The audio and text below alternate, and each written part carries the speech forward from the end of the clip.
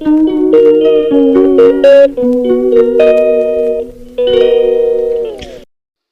everyone, welcome back to my YouTube channel. Here I'm actually into the garden today. I see I'm gonna give you all a very close looked up to how long I've actually been here, to how plants have been shifting after a very cool time now. So stay true to the channel. So I'm gonna give you all what are the actual good benefits I actually used to have the garden actually shaping up. It's looking really great. Even though that it's looking very great, I have placed many new strategies into the garden which I am actually seeing results into, so I want to actually share that with you all today. So today, first thing first, if you're actually new to the channel, this is one of my Darrell David vlogs. You can actually subscribe to the channel, share and comment, ask for posts in any different way, or even ask for lives. So as I said, actually I had made a short post on my short videos that I'm going to be coming with a very new strategy for you all in business, and it's going to be actually where I actually share my business content that you don't have to actually start with any money for investments. So I'm going to be hitting you all with that. I wouldn't be in the garden, but when it's time for the garden, I'm going to make sure that my fans who actually love the garden, love seeing me into the garden, I made the photos to continue engaging. So today I'm going to be actually giving you all a very nice um, tour here to show you all what the garden looks around, how it actually looks, what are the advantages and disadvantages I've seen. So far I've actually planted some dashing plants. If you can look very closely, they were actually dashing plants that were actually, I wouldn't say seeing trouble, but they have just started. So what I did when I planted them, I've gotten a little bit of water. So what I did, I given them some of the urea manure. That's a very good manure for dashings. I recommend it for the dashings. It gives very good root structure and help development in plants very quick. It's actually a development um, manual. So now trying to go further into the garden to show you all another step which I actually took. I had did my cleaning, and so far it's been actually 2 weeks now, and my bushes are actually down. I have no complaints when it comes to weeding section. So it's really good to actually sweep up, cleaned up, like have a rake, clean up your garden after you're done cutlassing and all the stuff like that. So when you sweep the ground, it actually takes a very long time for the bush to actually comes up. So that's gonna actually gives you a very head start in helping your garden, keeping your garden sanitized and keeping it in a very good state.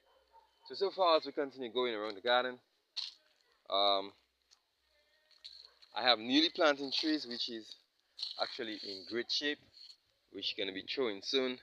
I even have a small one here that's fighting up, but it actually is coming. So I'm gonna give it some time, let it take its time and do what it gotta do. I may have to change the prop. It's a little leaning a little bit to the opposite side of the garden. So far into the garden, we have reached the climax of where we can actually have enough plants to actually supply, and our supplying is actually greater than before. So as I said, when I started, it wasn't 100 or 200 plants. It was a little bit under this. So when I started, it was very low amount of plants. Okay, I could not have supplied all the way up here, but now I have actually supplied all the way up here, and I still haven't plants that I can supply to the top. So for now, see the difference when you actually cut the bush and you leave them to the ground, then they start actually growing back very quickly and covering back the area very quickly. So the good thing is the difference between down there is down there has been swept, but when I actually cleaned here, I haven't had the time to sweep them. But actually, I've seen a difference, and I actually left this here to show you all that it's a very big difference when you actually, yes, it's maybe taking time to actually clean and plus sweep, but it's very effective. And if you take a look closely, you can see like we have very good production. Okay, and also the plants are standing up very good. So for the dashings, everyone look okay. So going on more likely into the garden, I have just my little tanias. I have a few tiny plants. Okay, I haven't planted them like planted them, but these were tiny plants which I actually had take the mamas and just strewed. So they're really big, very beautiful. And besides the tanias, I also has my broadleaf thymes, which I does my seasoning with. If persons were actually looking at my posts very often, you can see that I have that drain here, which I actually will run in some water. And I decided to put the times there so that they can actually fill up the water and all that. So now they're actually on the go. So I'm giving them the whole of the month. I'm going to give them another dose of fertilizing. And I have a piece of water stream that I'm going to be working on. I want to actually be a little bit more interactive with everyone so I can show you how I'm going to be setting up the water, where I'm taking the distance of the water from, and where I'm going to actually bring the water. So this is going to be one of the gardens that the water is going to be ending in. This last garden here, so the other garden right there, and I'm going to take it from way up.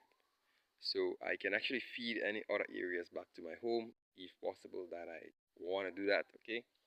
So far around the garden, it has been not bad, okay? This is the pawpaw tree here, which I haven't planted it, but if anybody can tell in farming, without planting, you get very good products. Okay, when you plant something and you take care of it, sometimes you actually over take care of it and it doesn't actually come true. So this was a tree that actually just grew up. I cleaned around it, and as a manual, it had gotten some manual also. So now it's actually in a flowering stage, and maybe it may do some bearing, I guess. So I'm gonna watch it and see, and if it looks like one that's gonna actually do some good bearing, then actually I'm in for something good. So far the garden hasn't looked bad. The dry season been turning around a bit, but we are actually experiencing a little bit of rain in between. So I would suggest, like, within the drier season like this, if you don't have any water, I wouldn't recommend you touching any of your stools. Okay, so for instance, you haven't got any water, you're heading into the dry seasons. You don't want to actually start taking out suckers. It's gonna actually chew down your plants. There is no root to actually take back from when you remove this from a mother plant. So in the dry season, you cease to exist. You cease to actually take off plants and try replanting. You can only do that if you have a water system running into your garden. Okay, so if you have a system that actually is a drip system, a soak system, whatever you want to call it, and outside is really hot and you have that water, you can actually do your transplanting right through the year. You don't have to actually wait. So that is why I actually want to start running back my water very soon. So I can be transplanting, I can be planting right through the year. And also, if you can check here, there is distance into my garden which could take much more plants. So this is where I want to actually focus on. So when I started, um, I did far apart planting, okay? Because I just started, I wanted the plants to get enough sunlight. I wanted the plants to get enough of photosynthesis, fertilizing, water intake. So I had planted them very far, but now if you take a very close look, you can see that there are several plants that are actually being planted a little more closer every time I actually started doing my transplanting. So for I want to actually use up much space as possible so that if I'm actually doing my plants, I have more plants, I have more mother plants, I have more suckers to actually transplant, and sooner or later I'm going to be able to sell plants. Okay, so don't just look at it as actually something that you're just doing or something that you may have as something. It's actually an asset. Okay, in the drier seasons where persons doesn't have the water which I may have, then they may have shortage of plants. They may lose a lot of plants. Plants may fall. Haven't even started their showing, like haven't even actually started showing up fruits or showing up produce, like plantings of fig. They haven't sent out any fruit, and they are actually fall. So these are actual um, setbacks for different farmers who are living in different areas where there are not actual water. So with that process, if I have my water system running up, and if you're actually doing farming on planting section, whether it be planting figs, bloggers, whatever you're doing, and there is a high demand for it in your country, and you see the need for it, and they're paying very good at maybe restaurants, hotels, even supermarkets, and you're getting very, very good production returns, sorry, from what you're actually selling, then you want to actually start a water system. Persons say that in the plantain family that they don't require much water, they don't require a water source. But I will tell you this: to have plantains, to have figs right through the year, to actually have that production running right through the year, you need that source. Okay, you need that actual water through the garden to keep the plants running, to keep the suckers coming up. And when one plant had actually threw off its system and it had actually sent back out its other suckers, you may have also other plants which you can actually replace that. And by then, you will have a lot of plants also, so that your planting system is going to be actually up to date, up to mark. So, for instance, you have another piece of garden. Instead of selling the plants that you have, you can actually take off enough plants that you have. I can say surety for now, I sure have over, I can get roughly over 50 good planting plants from what I actually have here, what I already had true, and what I actually had replant. Okay, I can get at least 50 planting plants to actually start another project somewhere in another piece of garden to actually do a big piece of farming. So if you have reached so far into the video, I would like for you to subscribe. As I said, don't forget, it's the main key here why we are actually doing what we are doing. So my knowledge sharing to everyone else who is actually young, engaged, love farming, want to go hard in farming as the way I do. Um, as I said, feel free to engage. Um, I want to actually make it engageable for everyone who's actually want to get into that aspect of it. As I said, I used to do the short crop before, but I would recommend many persons, if you're starting as a young person in farming, you start with the planting and figs. Get to learn about the planting and figs. Get to learn about the different fertilizer and how they works and how the planting strives. And later on, if you want to actually break down, I wouldn't recommend you break down into the short crop divisions one time like this. I will recommend you break down into the short crop divisions by going into something a little less stressable, like pumpkins or melons. Okay, and from there you can go down a little lower to cucumbers, and then you can hit lettuce and bok choys and stuff like that. So I would recommend you actually hit the short crop season just like this. If you have the water system and everything up and running, you can hit it. If you have enough resources that you can actually use to keep that going, you can actually do it. But if you're just starting and you doesn't have enough land requirements, you don't. You may have a little stream of water. You may actually want an idea to actually do your water source. Okay, for instance, I may have a little pool of water running from my garden. It may be a drain. It may be in the center of my garden. I may want to actually use that water, but maybe the location of the water, I haven't had any. I could say I don't got much experience in how could I actually control that water, or how can I use that water into my garden. If I doesn't got a pump, if I don't have the necessary funds to get a pump, how can I actually um, gain such success with the water? What can I do and stuff like that. So if you actually have a piece of garden and you're young or you're old and you have a piece of land that you want to actually do some farming in, and you doesn't have the required necessary funds to give the farm a boost, okay, to give it a start, then you can actually make the comment under my videos. I will look at it. I'm gonna show you the best solution, because that's what I actually do. I take mostly of the smaller things that I actually have. I take things that actually persons don't look at. I take things that persons don't really, you know, have an idea in, and I actually sit and I make an idea for it, and I actually make it work. Okay, so for here, as I said, it wasn't here wasn't no place that you can actually run through like this. It was a place like this with all the big trees. I surprised I didn't have any bamboo to deal with, but it was a place just like this, and even worse. Okay, and there is still little evidence with little trees, as you can see. Still little evidence with hard trees that actually had been cut off from when I was actually doing the job. Even stumps that I actually left to die. Okay, so here wasn't no big set of land where I could have I gutted the land, worked, and I gutted the land, and the land was actually okay. So here was a piece of garden which was not worked. It was actually in bush and also a lot of cocoa farming here. So I decided to do some agriculture farming here.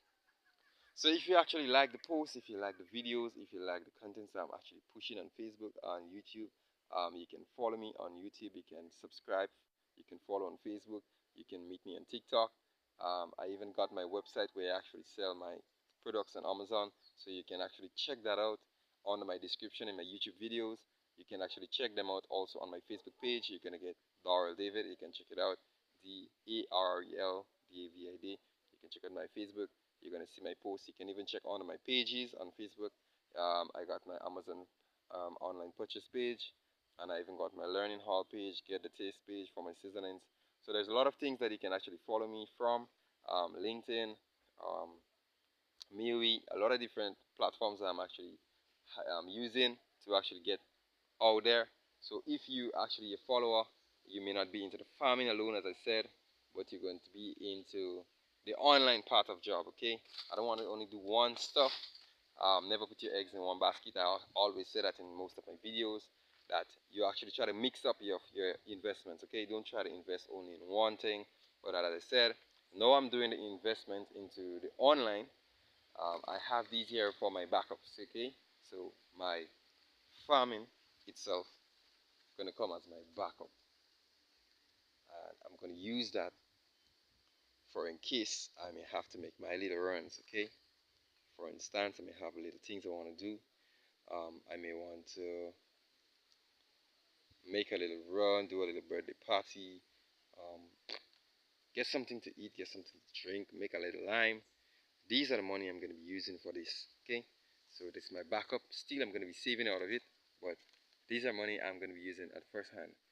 My other jobs like online jobs and stuff like that, these are money that I'm going to be saving. Okay, so these are my backups. So in case my online breakdown due to hurricane, as I said, due to things that we have no control over, I will definitely have this year to fall back on. Okay, these are something that's going to be money for me. So if you're a farmer, if you a farmer and you don't have the interest in online, have a backup business. Okay, have a business that's going to give you a return. Okay, so something like I do seasonings, water seasonings. If you good at that, if you love doing that, this is a very good business also. Seasonings where you actually get the fresh out of meats, locally made. A lot of persons love the local seasonings, so it's a very good. You're doing in the land, so it's a very good backup for you. And if you actually don't have any backup like your seasonings and you want to try something new, um, fast return business, this could be like poultry. You can do chickens for meat. It's a faster throw off than eggs.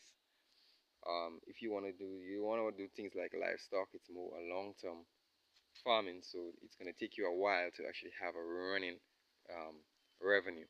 So you want to have something that could give you a little revenue in case that you actually fall down and you don't have something like a nursery could actually work also. Doing seedling plants, it can work. Um, what else can I recommend?